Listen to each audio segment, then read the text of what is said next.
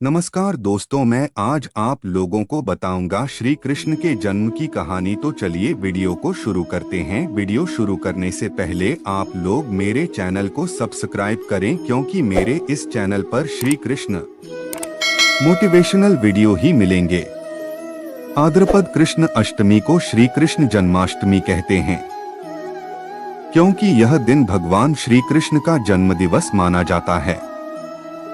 इसी तिथि की घनघोर अंधेरी आधी रात को रोहिणी नक्षत्र में मथुरा के कारागार में वसुदेव की पत्नी देवकी के गर्भ से भगवान श्री कृष्ण ने जन्म लिया था। यह तिथि उसी शुभ घड़ी की याद दिलाती है और सारे देश में बड़ी धूमधाम से मनाई जाती है। जन्माष्टमी के दिन भगवान श्री कृष्ण की जन्म संबंधी कथा भी सुनते सुनाते हैं, जो इस प्रकार है। द्वापर युग में भोजवंशी राजा उग्रसेन मथुरा में राज्य करता था। उसके आत्ताई पुत्र कंस ने उसे गद्दी से उतार दिया और स्वयं मथुरा का राजा बन बैठा।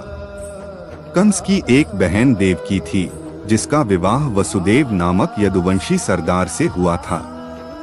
एक समय कंस अपनी बहन देवकी को उसकी ससुराल पहुंचाने जा रहा था।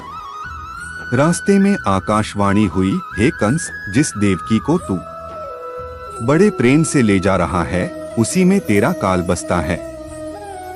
इसी के गर्भ से उत्पन्न 8वां बालक तेरा वध करेगा।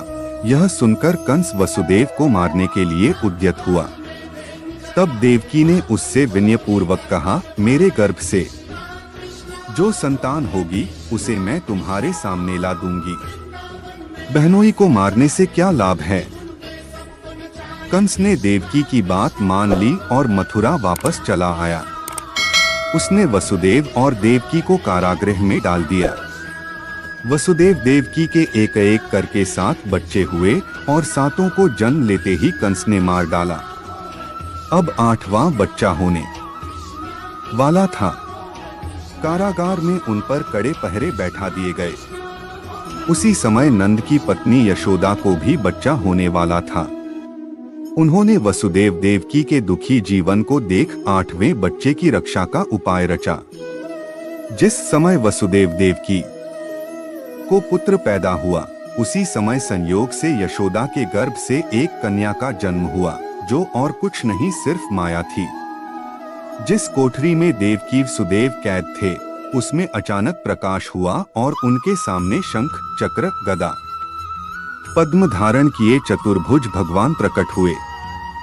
दोनों भगवान के चरणों में गिर पड़े।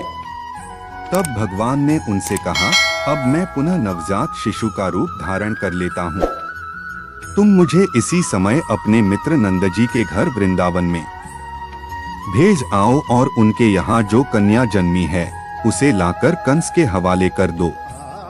इस समय वातावरण अनुकूल नहीं है, फिर भी तुम चिंता न करो।